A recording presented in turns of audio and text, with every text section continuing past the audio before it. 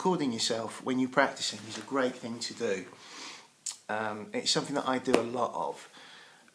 When I was back in the Guildhall during the 90s, I think it was 95 or 96, I was advised, you know, it's a really, really good thing for you to listen back to a practice session of your own, just you on your own, playing or working on something.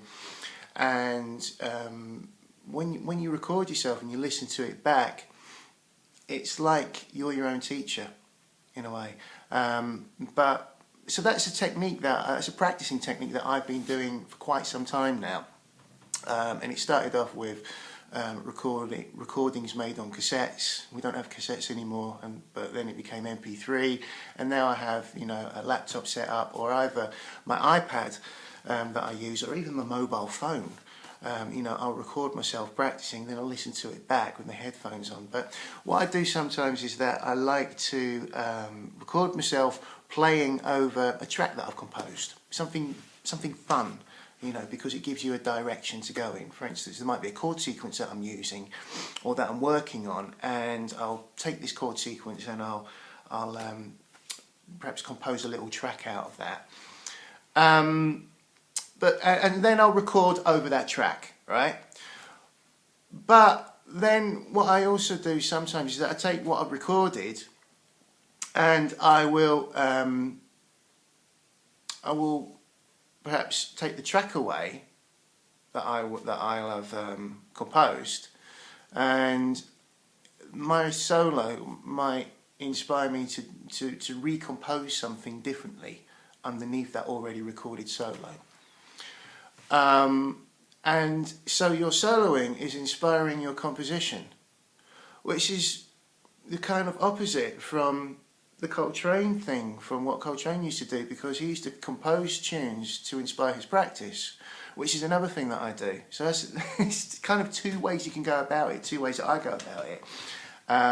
I do compose things sometimes, compose tunes to inspire my practice and to go a certain way, using different harmony or different rhythms, or inspiring a different linear context, melodic context.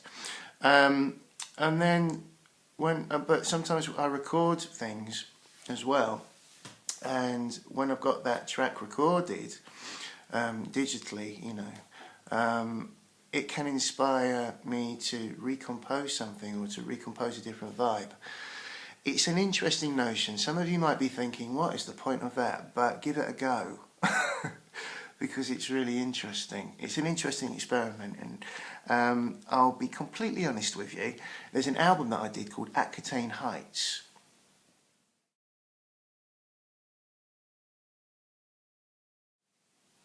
And that album is compiled by all different samples and me recording over the top of it, but then also me having recorded over the top of it, then me changing the composition underneath it, and then me emailing it to a DJ in France and a producer in France, and then he's done the same thing. He's taken my solos and he's put different samples underneath it, so my soloing has inspired a kind of organic nature of the composition itself. So there are some tracks on this album that I did, Aquitaine Heights, that use that concept. It's interesting, you know. It's interesting how a composition can grow organically. So this recording that you're about to hear now, you will have heard it in my previous video. That's if you're subscribed to my channel. Do subscribe to my channel, because then you'll get constant updates.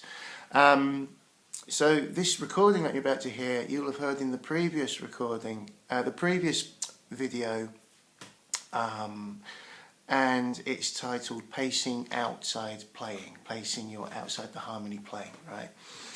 But what's happened here is that the same solo is used, but it's using a different compositional format. Check it out.